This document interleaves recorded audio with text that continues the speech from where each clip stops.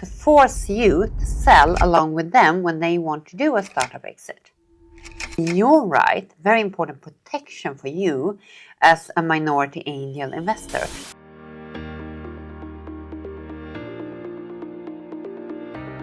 We're back, and we're here to talk about business law as usual. We're so excited for this episode. Kat, you're here with us. Hey. The business lawyer. And this is the third episode about how to become an angel investor. So exciting. And this one, it's going to make you the smartest angel investor in the room, because now we're going through the lingo you need to know about. Really good if you're in a room with pros and you're maybe new in the game. Indeed. So I'm going to ask you.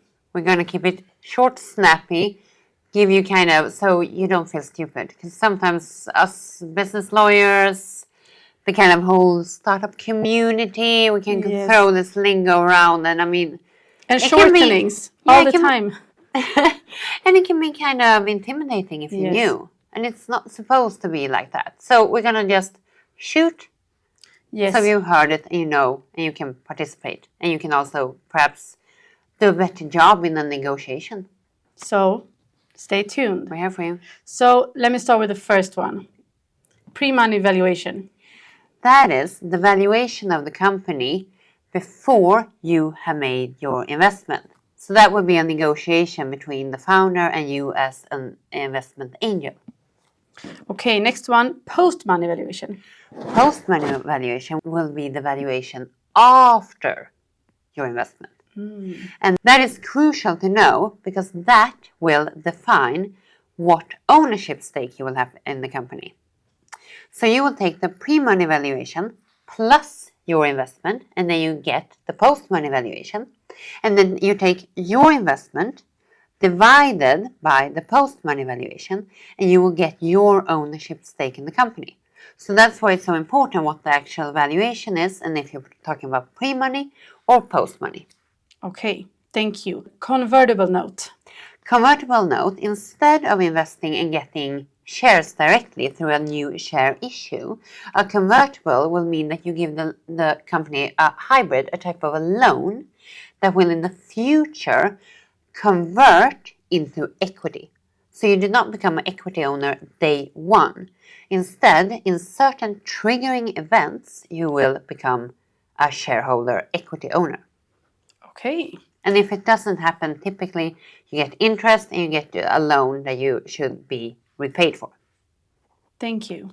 And the next one is safe and simple agreement for future equity. What is it?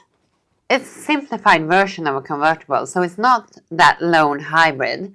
Instead, it's a contractual agreement where you invest now, and since you cannot set the valuation, which is the same with the convertible, you set it in the future, and your investment will convert for future equity. In the future, it will convert into equity. And it's important for you to know if there's a cap, if there's a discount, etc. Okay. Equity. Equity, which I've already used, sorry about that. That is your ownership stake in the company. So represented by the shares. Equity, what you own in the company. Dilution. Dilution, that we will all of us angels will suffer that. That is when your ownership stake in the company gets diluted because they give out more and more shares in the company. So your ownership will get smaller and smaller. If your 100 shares represented 10% of the company, if they give out more and more shares, then your 100 shares will be divided by more and more shares, all of the outstanding shares, which means that they will be diluted, they will be less. So your ownership gets diluted, so it gets smaller. Okay. And then we have the cap table. My favorite. My favorite too. That is an overview, a compilation of the current ownership of the company, of the current ownership also combined with a fully diluted basis, which is any future promises for equity and how that will affect your ownership stake. It can also be pro forma, which means it can include future funding rounds and how the ownership will look like then. It's kind of the mecca of the startup investment, where you're at. So the cap table. Next one, the exit strategy. The exit strategy that you will hear a lot about when you come in as a new angel investor, that is how you will get your return of investment simply. So startup exit, that is how do you get a return? Do you sell the company? Do you put it on the stock market through IPO? Is there an asset sale instead? You sell the assets of the company, not the company, etc. So exit is how do you get the return of investment? How do you make money out of that startup, that value? Vesting. Vesting, that is when the founders or other employees need to earn their equity over time. And it's a great protection for you as an angel investor, knowing that the competence will stay in the company. Liquidation preference. Scary for you as an angel. Yes, I've heard about that one. Because you will not get it yourself typically, but a VC will ask for it. And liquidation preference will mean that you are preferred at a liquidity event. You get your monies before anybody else. If somebody has it and you don't, that will affect their exit strategy compared to yours in a negative way, typically, because you will have different trigger points. We have an episode about that. Seed round. Seed round, and it can be pre-seed round, many different names, but basically that's early seed, that little seed investment. Is it to check the interest of the company, or? No, it's it's the first early investment before you really have gotten off the ground. Most typically you don't have any revenue, you don't have any prototype, anything. Okay. And then we have one I never heard about before, and that's Series A, B, and C. That's subsequent funding rounds. So it's basically A, B, and C. Now we're getting to the big funding rounds, typically led by venture capital firms, bigger and better. So typically you celebrate when you do a Series C funding round. You have this great valuation. But still work to do. But basically just simply names of bigger and bigger funding rounds. Okay. So we're moving on. Pro-Rata Rights. Pro-Rata Rights, that can be really important for you as any shareholder. That's your right to participate in future funding rounds and defend your equity stake. So you do not get diluted.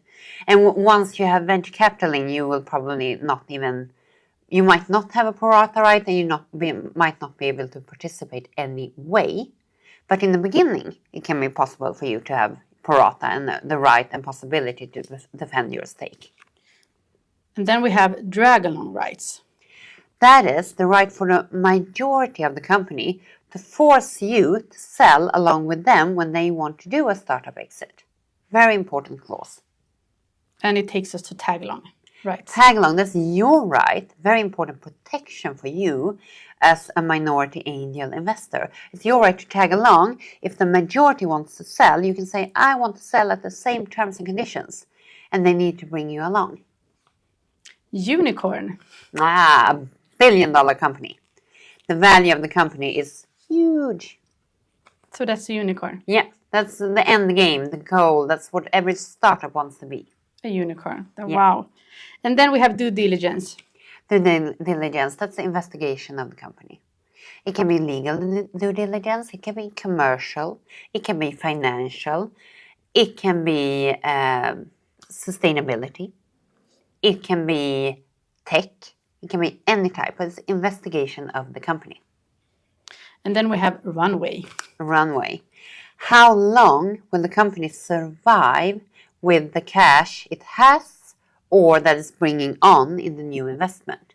Because since you're not profitable in the beginning as a startup, typically, you will require a runway and then your money's out and you will need new funding. So that is how long do they have to stay alive with the money they have in the bank right now. We're moving forward to the burn rate. Burn rate. So that's how much is that negative result? How much money are you burning each month? So let's say you have a revenue of 10 and you have costs that you pay every month for 200. Then your burn rate is 190. That's So you how much burning. Yes. And that will decide your runway. Okay. And then we have the last one, and it's the term sheet. The term sheet.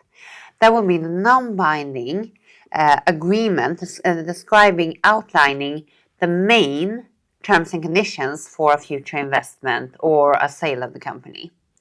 So typically non-binding, some binding parts, which will be like the non-disclosure, it can be exclusivity, etc.